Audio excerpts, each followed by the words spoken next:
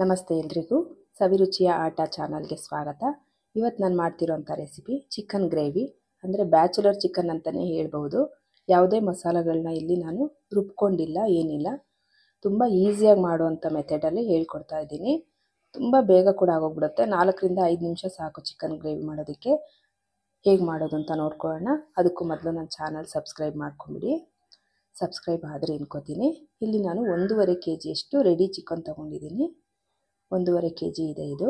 ಇದಕ್ಕೆ ನಾನು ತೊಳೆದು ನೀಟಾಗಿ ನೀರೆಲ್ಲ ಸೋಸಿ ಇಟ್ಕೊಂಡಿದ್ದೀನಿ. ಚಿಕನ್ನ ಒಂದು ಪಾತ್ರೆಗೆ ಹಾಕ್ಕೊಂಡು ಇದಕ್ಕೆ ಒಂದು ಅರ್ಧ ಟೀ ಸ್ಪೂನಷ್ಟು ಅರಿಶಿನದ ಪೌಡ್ರು ಮತ್ತು 1 ಕಪ್ಪಷ್ಟು ಮೊಸರು ಸೇರಿಸ್ಕೊಂಡಿದ್ದೀನಿ. ಮೊಸರು ಒಂದು 50 ml ಅಂದ್ಕೊಳ್ಳಿ, ಇಷ್ಟು ಮೊಸರು ಸೇರಿಸ್ಕೊಂಡಿದ್ದೀನಿ. ಇದಕ್ಕೆ ನಾನು ಚಿಕನ್ ಮಸಾಲ ಸೇರಿಸ್ಕೊಂಡಿದ್ದೀನಿ.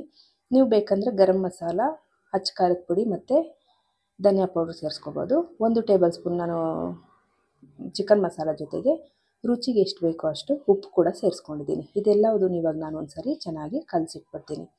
ಚೆನ್ನಾಗಿ ಕಲಸಿಟ್ರೆ ನನಗೆ ಉಪ್ಪು, ಹುಳಿ, ಖಾರ ಎಲ್ಲ ಚಿಕನ್ಗೆ ಚೆನ್ನಾಗಿ ಹಿಡ್ದಿರುತ್ತೆ ಮತ್ತು ಚಿಕನ್ ಕೂಡ ಸಾಫ್ಟ್ ಆಗುತ್ತೆ.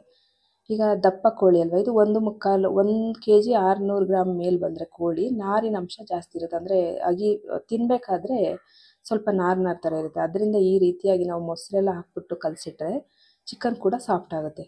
ನೋಡಿ, ಈಗ ಚೆನ್ನಾಗಿ ಕಲಸಿ ಇಟ್ಟಿದ್ದೀನಿ. ಖಾರ ಎಲ್ಲ ಚೆನ್ನಾಗಿ ಹಿಡ್ಕೊಳ್ಳುತ್ತೆ. ಇವಾಗ ನೋಡಿ, ಇದನ್ನು ಮುಚ್ಚಿಟ್ಬಿಡ್ತೀನಿ. ಒಂದು 10ರಿಂದ 15 ನಿಮಿಷ ಮುಚ್ಚಿಟ್ಬಿಡೋಣ.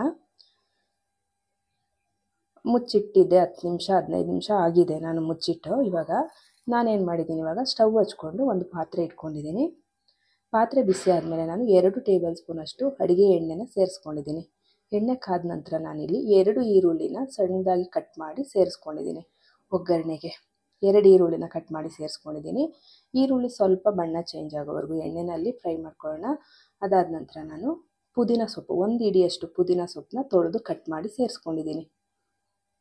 ಪುದೀನ ಸೊಪ್ಪು ಹಾಕಿದ್ರೆ ಒಳ್ಳೆ ಘಮ ಬರುತ್ತೆ, ಗ್ರೇವಿ ತುಂಬ ಚೆನ್ನಾಗಿರುತ್ತೆ, ರುಚಿ ಚೆನ್ನಾಗಿರುತ್ತೆ, ಫ್ಲೇವರ್ ಕೂಡ ಚೆನ್ನಾಗಿರುತ್ತೆ. ಇವಾಗ ಪುದೀನ ಸೊಪ್ಪು ಸ್ವಲ್ಪ ಫ್ರೈ ಆಗ್ತಿದ್ದಂಗೆ ನಾನು ಶುಂಠಿ ಬೆಳ್ಳುಳ್ಳಿ ಪೇಸ್ಟ್ ಕೂಡ ಹಾಕ್ಕೊಂಡಿದ್ದೀನಿ. 2 ಟೇಬಲ್ ಸ್ಪೂನಷ್ಟು ಶುಂಠಿ ಬೆಳ್ಳುಳ್ಳಿ ಪೇಸ್ಟ್ ಹಾಕ್ತಾಯಿದ್ದೀನಿ. ಇಲ್ಲಿ ನಾನು ಬೇರೆ ಯಾವುದೇ ಮಸಾಲೆಗಳನ್ನ ಹಾಕ್ತಾಯಿಲ್ಲ. ಅದರಿಂದ ನಾನಿಲ್ಲಿ 2 ಟೇಬಲ್ ಸ್ಪೂನಷ್ಟು ಶುಂಠಿ ಬೆಳ್ಳುಳ್ಳಿ ಪೇಸ್ಟನ್ನು ಸೇರಿಸ್ಕೊಂಡು ಹಸಿ ವಾಸನೆ ಹೋಗೋವರೆಗೂ ಫ್ರೈ ಮಾಡ್ಕೊಂಡಿದ್ದೀನಿ ಒಗ್ಗರಣೆಯಲ್ಲಿ. ಇವಾಗ ನಾನು ಚಿಕನ್ ಮ್ಯಾರಿನೇಟ್ ಮಾಡಿಟ್ಟಿದ್ದೆ ಅಲ್ಲ, ಈ ಚಿಕನ್ನು ಕೂಡ ನಾನು ಒಗ್ಗರಣೆಗೆ ಸೇರಿಸ್ಕೊತಾ ಇದ್ದೀನಿ. ಸೇರಿಸ್ಕೊಂಡಾಯಿತು. ಇವಾಗ ನಾನು ಇದಕ್ಕೆ ಉಪ್ಪು, ಖಾರ ಎಲ್ಲ ಹಾಕಿದ್ದೀನಿ. ಈಗ ನಾನು ಏನು ಸೇರಿಸಲ್ಲ ಸದ್ಯಕ್ಕೆ. ಚೆನ್ನಾಗಿ ಬೇಯಿಸ್ಕೋಬೇಕು. ಒಗ್ಗರಣೆಯಲ್ಲಿ ಚೆನ್ನಾಗಿ ಬೇಯಿಸ್ಕೋಬೇಕು. ನೀರು ಕೂಡ ಸೇರಿಸಬಾರ್ದು ನಾವಿಲ್ಲಿ. ಇದೇ ನೀರಿನ ಅಂಶ ಬಿಟ್ಕೊಳ್ಳುತ್ತೆ ಚಿಕನ್ನಲ್ಲಿ. ಇವಾಗ ಒಂದು 2 ನಿಮಿಷ ಈ ರೀತಿ ಬಿಟ್ಬಿಟ್ರೆ ನಾವು ಮುಚ್ಚಿಬಿಟ್ಟು ನೋಡಿ, ಸ್ವಲ್ಪ ನೀರಿನ ಅಂಶ ಬಿಟ್ಕೊಂಡಿದ್ದೆ ಅಲ್ವಾ. ಇವಾಗ ಇನ್ನು 1 ನಿಮಿಷ ಇದೇ ಥರ ತಿರುಗಿಸ್ಬಿಟ್ಟು ಮತ್ತೆ ಮುಚ್ಚಿಟ್ರೆ ನಾವು ಎಲ್ಲ ನೀರಿನ ಅಂಶನೂ ಬಿಟ್ಕೊಂಡ್ಬಿಡುತ್ತೆ. ನೀವು ಮುಚ್ಚದೆ ಕೂಡ ಹಾಗೆ ತಿರುಗಿಸ್ಕೋತಾ ಬರ್ಬೋದು. ಆವಾಗ ನಮಗೆ ಡ್ರೈ ಚಿಕನ್ ಆಗಿಬಿಡುತ್ತೆ. ಅಂದರೆ ನೀರಿನ ಅಂಶ ಬಿಟ್ಕೊಂಡು ಮತ್ತೆ ಫುಲ್ಲು ಡ್ರೈ ಆಗೋವರೆಗೂ ನಾವು ಏನು ಮುಚ್ಚದಲ್ಲೇ ಮುಚ್ಚಿಡೋಣ, ತಿರುಗಿಸ್ತಾ ಬಂದರೆ ಫುಲ್ಲು ಡ್ರೈ ಆಗೋಗ್ಬಿಡುತ್ತೆ.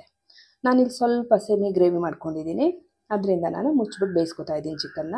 ನೋಡಿ, ಎಲ್ಲ ನೀರಿನ ಅಂಶ ಬಿಟ್ಕೊಂಡಿದ್ದೆ. ನಾನಿಲ್ಲಿ ಯಾವುದೇ ನೀರು ಸೇರಿಸಿಲ್ಲ ಮತ್ತು ಮಸಾಲೆ ಕೂಡ ಯಾವುದೂ ಹಾಕಿಲ್ಲ. ಇವಾಗ ಚೆನ್ನಾಗಿ ತಿರುಗಿಸ್ಕೋಬೇಕಷ್ಟೇ. ನೋಡಿ, ಈ ರೀತಿಯಾಗಿ ತಿರುಗಿಸ್ಕೊತಾ ಇರಬೇಕು ನಾವು. ಅಂದರೆ ಕೆಳಗಡೆ ಕಚ್ಕೊಂಡ್ಬಿಡುತ್ತೆ, ತಲೆ ಹಿಡಿಯುತ್ತೆ ಅಂತ. ಇವಾಗ ನಾನು ಒಂದೇ ಒಂದು ಟೊಮೆಟೊನ ಕಟ್ ಮಾಡಿ ಸೇರಿಸ್ಕೊಂಡಿದ್ದೀನಿ. ನಿಮ್ಗೆ ಬೇಕಂದರೆ ಹಾಕ್ಕೋಬೋದು, ಇಲ್ಲಾಂದರೆ ಅವಶ್ಯಕತೆ ಇಲ್ಲ. ಮೊಸರು ಹಾಕಿರ್ತೀವಲ್ವ, ಅದೇ ಒಳ್ಳೆ ಟೇಸ್ಟ್ ಇರುತ್ತೆ.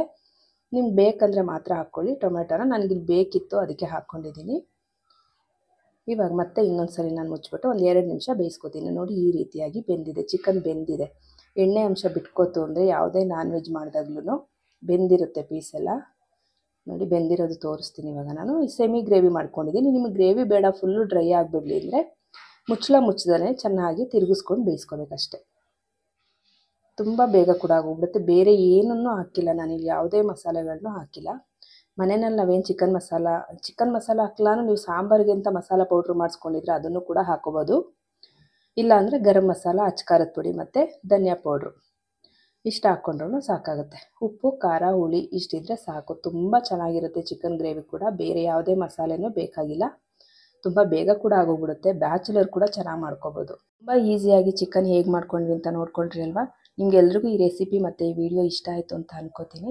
ಈ ವಿಡಿಯೋ ಇಷ್ಟ ಆಗಿದರೆ ನನ್ನ ಚಾನಲ್ ಸಬ್ಸ್ಕ್ರೈಬ್ ಮಾಡ್ಕೊಳ್ಳಿ, ಲೈಕ್ ಮಾಡಿ, ಶೇರ್ ಮಾಡಿ, ಕಮೆಂಟ್ ಮಾಡಿ. ಇಷ್ಟೊತ್ತು ವಿಡಿಯೋ ನೋಡೋದಕ್ಕೆ ಥ್ಯಾಂಕ್ ಯು.